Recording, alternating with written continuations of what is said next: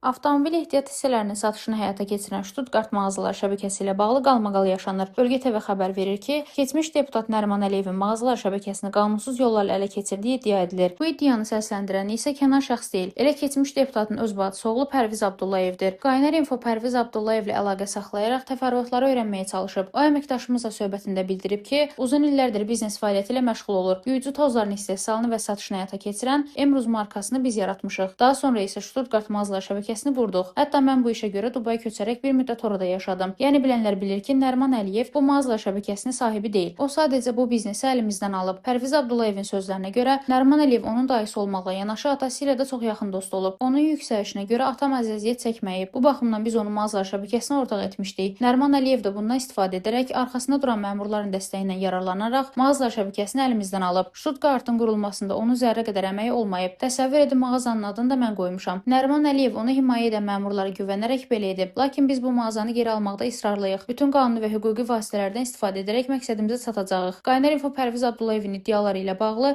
Nəriman Əliyevin də mövqeyini öyrənməyə çalışıb. Lakin zəngimizə keçmiş deputatın köməkçisi cavab verdi. O Nəriman Əliyevin ölkədə olmadığını, 10 gündən sonra qayıdacağını bildirib. Rəna Rövşənqızı, Bölgə TV.